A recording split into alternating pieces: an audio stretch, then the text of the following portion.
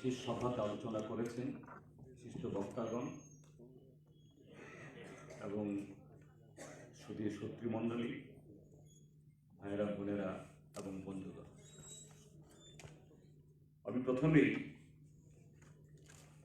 বাবা সাহেব ডক্টর ভীমরাও রামজি আম্বেদকর, যিনি শুধুমাত্র একজন আমাদের সংবিধান প্রণেতাদের অন্যতম ছিলেন না, ড্রাফটিং কমিটির চেয়ারম্যান, তিনি একাধারে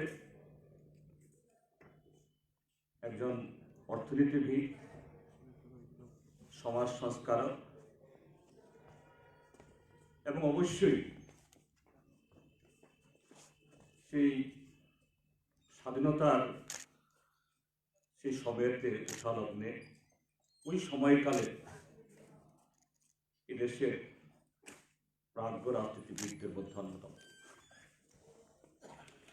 আজকে তার 65তম প্রয়াণ দিবস, সে উপলক্ষে আমরা তাকে তার স্মৃতির প্রতি শ্রদ্ধাঞ্জলি জ্ঞাপন করছি এবং আমি আপনাদের সকলকে আমাদের দুটি সংগঠনের তরফ থেকেও আজকের এই সমৃদ্ধ আলোচনা সভায় অংশগ্রহণ করার জন্য, ধৈর্য ধরে শোনার জন্য সবাইকে কৃতজ্ঞতা এবং ধন্যবাদ জানাচ্ছি। তো এখানে আমার আগে চারজন বক্তা বিভিন্ন দিক থেকে খুবই গুরুত্বপূর্ণ আলোচনা করেছেন। অনেকক্ষণ হয়েছে, আমি আবার যদি সেগুলো বলতে চাই, আবার এগুলো পুনরাবৃত্তি হবে, কাজে আমার জন্য সুবিধাই হয়েছে, আমি সেগুলো আবার পুনরাবৃত্তি আমি করতে চাই না। যে আজকে যে আলোচনাটি শীর্ষক রাখা হয়েছে, সংবিধান বাঁচাও, গণতন্ত্র বাঁচাও, সংরক্ষণ বাঁচাও, তিনটা আলাদা শব্দ।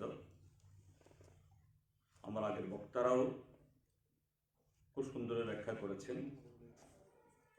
এই তিনটি শব্দ আলাদা হলেও এটা একটার সাথে আরেকটা অবিচ্ছেদ্য, একটা আরেকটার পরিপূরক। এবং আমরা যদি আমাদের সংবিধানের যে প্রস্তাবনা, প্রিয়াম্বল যদি আমরা দেখি, এই প্রিয়াম্বলেই প্রস্তাবনার মধ্যেই যে আমাদের এই দেশের সংবিধান মানে যে কোনো দেশেরই হোক, সেই সংবিধান রচনা হয় সে দেশের মানুষের কৃষ্টি, মানুষের অর্থনীতি, জীবন জীবিকা, সেটাকে আরো কিভাবে শক্তিশালী, সমৃদ্ধ এবং জীবনমুখী করে তোলা যায়। তো ভারতবর্ষের এই যে বিশাল ভারতবর্ষ, বৈচিত্র্যময় তার সংস্কৃতি, ধর্মবিশ্বাস, ভাষা, এমনকি তার প্রাকৃতিক সব দিক থেকে, কাজে সেটাকে রক্ষা করতে গেলে পরে তার সাথে সাযুজ্য রেখেই দীর্ঘ 150-200 বছর স্বাধীনতা সংগ্রামের মধ্য দিয়ে যে ধারণা, যে চিন্তা, সাধনার যে উপলব্ধি হয়েছে, তার সমন্বয় ঘটিয়ে ঠিক সেরকম ভাবে সে সংবিধান রচনা করতে হবে। তাহলেই এই স্বাধীনতা সুরক্ষিত হবে, এই জাতি আরো শক্তিশালী হবে, সমৃদ্ধ হবে, জগৎ সবার শ্রেষ্ঠ আসলে সেখানে বসতে পারবে। সেই প্রিয়াম্বলটা কি সবাই জানেন, তবুও আমি বলছি, এগুলো বারবারই একটু স্মরণ করতে হয়, মনে করতে হয়। কখনো কখনো আমরাও ভুলে যাই আমাদের কাজের ভিড়ে। সে সংবিধান এই প্রস্তাবনায় বলেছে, আমরা ভারতের জনগণ ভারতকে একটি সার্বভৌম সমাজতান্ত্রিক ধর্মনিরপেক্ষ গণতান্ত্রিক সাধারণতন্ত্র রূপে গড়িয়া তুলিতে এবং উহার সকল নাগরিক যাহাতে সামাজিক অর্থনৈতিক এবং রাজনৈতিক ন্যায় বিচার সোশ্যাল জাস্টিস চিন্তার অভিব্যক্তির বিশ্বাসের ধর্মের ও উপাসনার স্বাধীনতা প্রতিষ্ঠা ও সুযোগের সমতা নিশ্চিতভাবে লাভ করেন এবং তাদের সকলের মধ্যে ব্যক্তি মর্যাদা ও জাতীয় ঐক্য ও সংহতির আশ্বাসক ভ্রাতৃভাব বর্ধিত হয়। তজ্জন্য সত্যনিষ্ঠার সহিত সংকল্প করিয়া আমাদের সংবিধান সভায় 26 নভেম্বর 1949 তারিখে এতদ দ্বারা এই সংবিধান গ্রহণ বিধিবদ্ধ এবং আমাদিগকে অর্পণ করিতেছি, যেটাকে এখন সংবিধান দিবস হিসাবে উদযাপন করা হচ্ছে যে তারিখটাকে। এবং আমরা জানি তার 1 বছর বাদে 1950 ইংরাজির 26 জানুয়ারি আনুষ্ঠানিকভাবে সেই সংবিধান গৃহীত হয়, যেটাকে আমরা প্রজাতন্ত্র দিবস বা রিপাবলিক ডে হিসেবে বলি।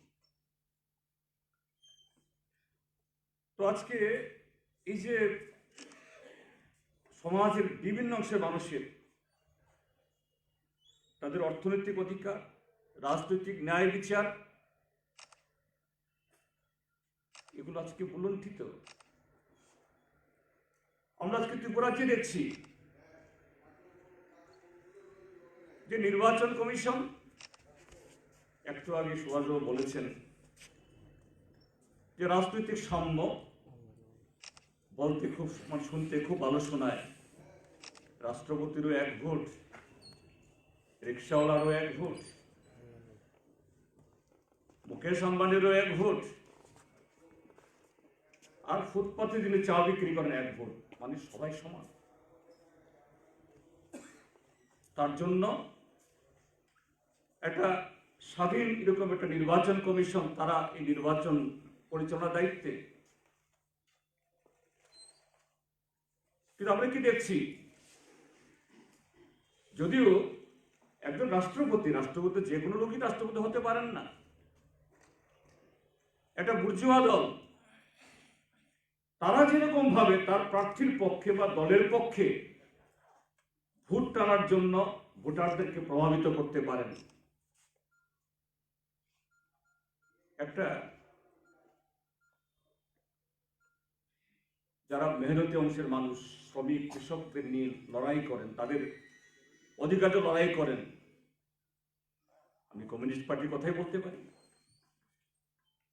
আমাদের বর্তমান সমাজ ব্যবস্থায় তারা কি সেরকম ভাবে ভোটারদেরকে প্রভাবিত করতে পারেন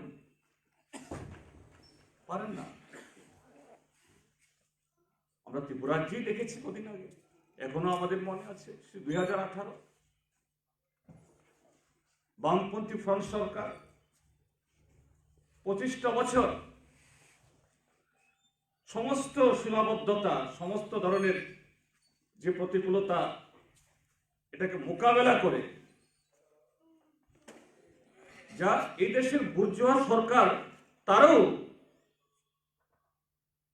ত্রিপুরা রাজ্যের বামপন্থী ফ্রন্ট সরকার দ্বারা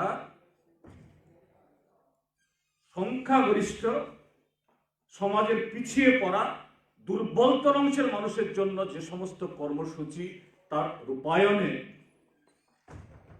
তার স্বীকৃতি বাধ্য হয়েছে,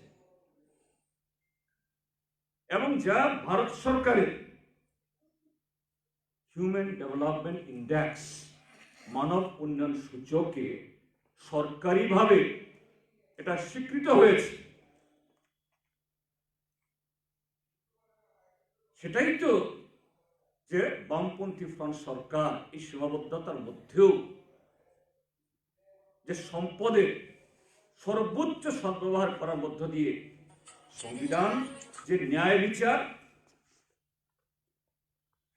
গণতন্ত্র, স্বাধীনতার কথা বলেছে, তাই রূপায়িত করেছে।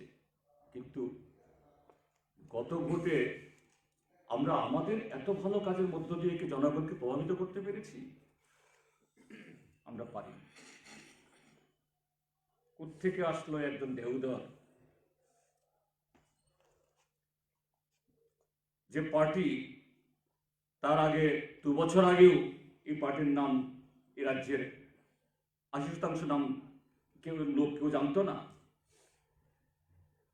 তারা এমন প্রতিশ্রুতি দিতে শুরু করলো, এমন ভাবে অর্থবল, বাহুবল, রাষ্ট্রশক্তি, প্রচারের শক্তিকে ব্যবহার করে প্রভাবিত করল। 5 বছর আগে যাদের ভোট 2% ছিল না, এটা 44% হয়ে গেল, 45% হয়ে গেল। তাহলে রাষ্ট্রপতি বা কোনো পুঁজিপতি দলের ভোট একটাই, কিন্তু এই সমাজ ব্যবস্থায় তার জনগণকে প্রভাবিত করার ক্ষমতা কমিউনিস্টদের চাইতে, যারা সত্যিকারী মেহনতি মানুষের জন্য লড়াই করে, পরিবর্তনের জন্য মেহনত করে, তার চাইতে অনেক বেশি। তাদের ঠিক সেরকম সাম্যতা সেখানে নেই। আর এখন এদের হাতে যখন ক্ষমতা গেল, নমিনেশন দেওয়ার সুযোগ নেই, ভোট দেওয়ার সুযোগ নেই, মিছিল করার সুযোগ নেই, এমনকি নির্বাচিত সংস্থাগুলোর তার মেয়াদ পূর্ণ করে কাজ করার এই পরিবেশ ত্রিপুরা নেই। আজকে আমরা প্রতিদিন প্রত্যক্ষ আমরা করছি, গণতন্ত্র বিপন্ন। তার সাথে এখানে আরো আপনারা শুনেছেন কিভাবে বিশ্বাসের উপর আক্রমণ, ধর্ম বিশ্বাসের উপর আক্রমণ। আমাদের দেশের সংখ্যালঘুরা আজকে বিপন্ন।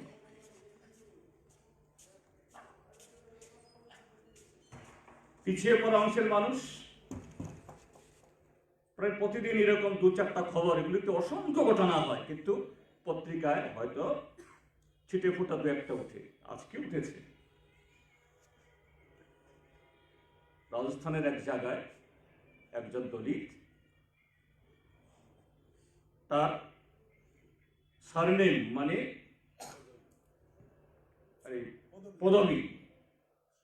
পদবিটা একটু অন্যরকম রেখেছে। এটা ডক্টর আম্বেদকরের ক্ষেত্রেও হয়েছে।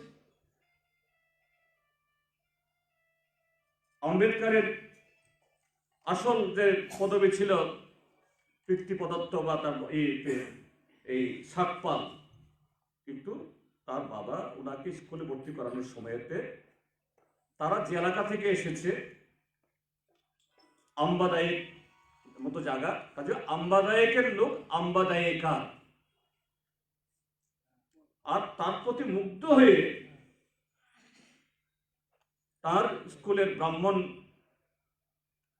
শিক্ষক,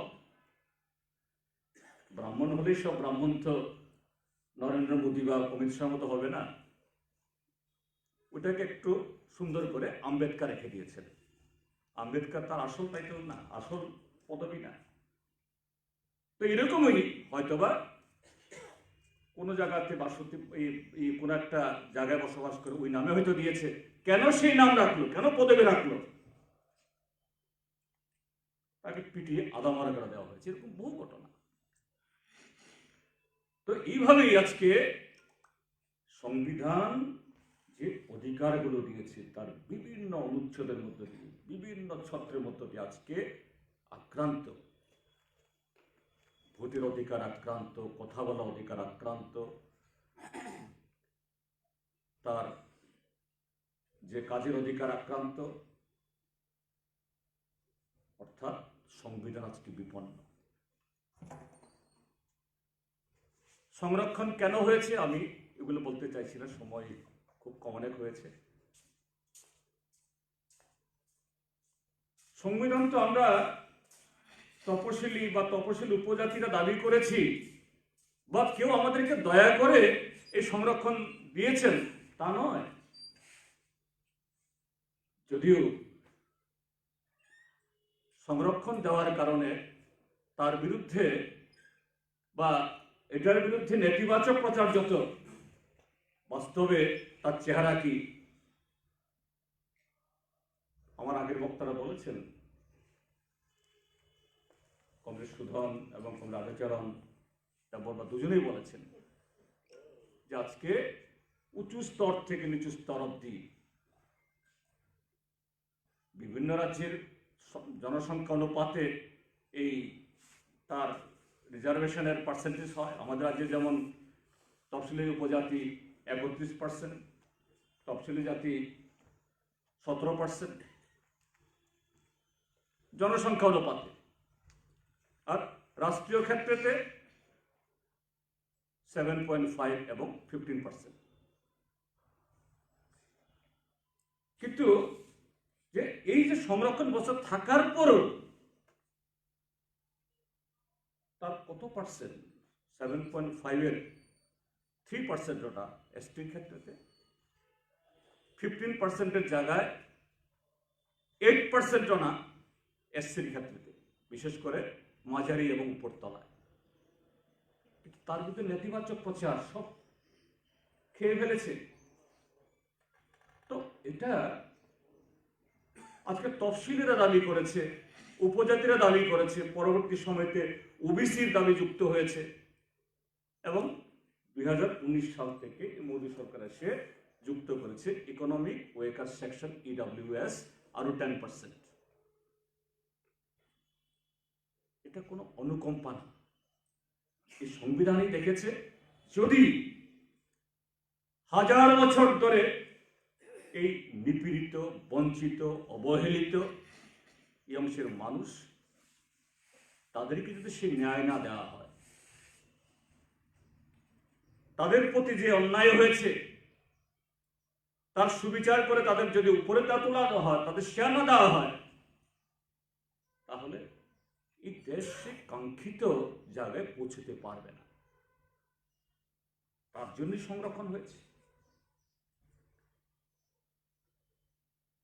কিন্তু আজকে আম্বেদকরের প্রয়াণের 65 বছর বাদে আজকে ভারতবর্ষে দাঁড়িয়ে আমাদের দেখতে হবে, একদিক থেকে বর্তমান সরকারের এই যে প্রবণতা, যা ব্যবস্থা আছে, প্রভিশন আছে, এটা তো দেওয়া হচ্ছেই না।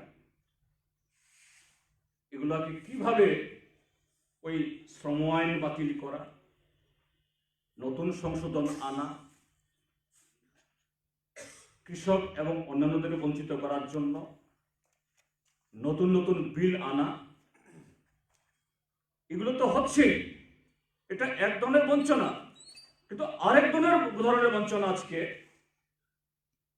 দেশের অর্থনীতিতে যে তথাকথিত সংস্কারের নামে, নিউ ইকোনমিক পলিসির নামে আজকে দেশের মধ্যে তো কিছুই থাকছে না।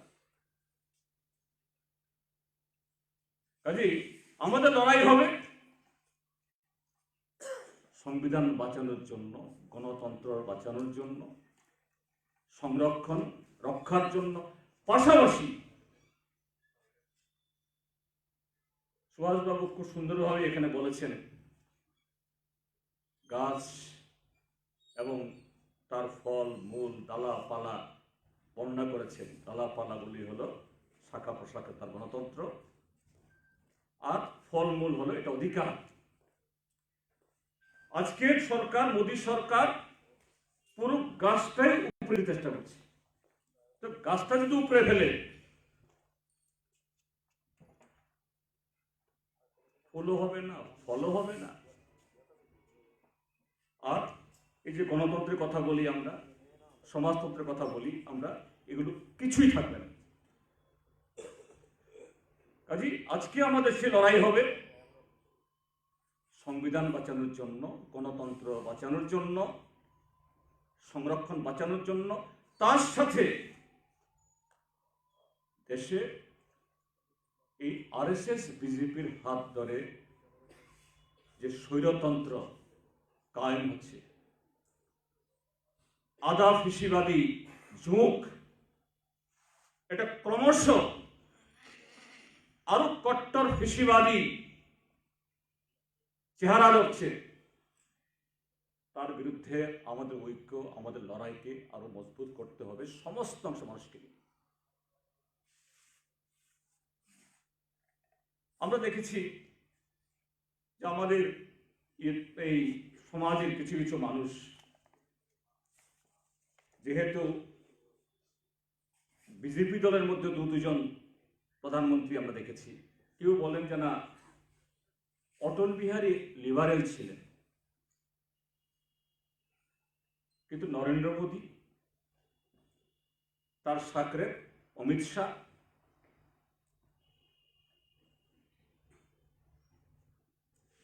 ওই অটল বিহারীর মতো লিবারেল না।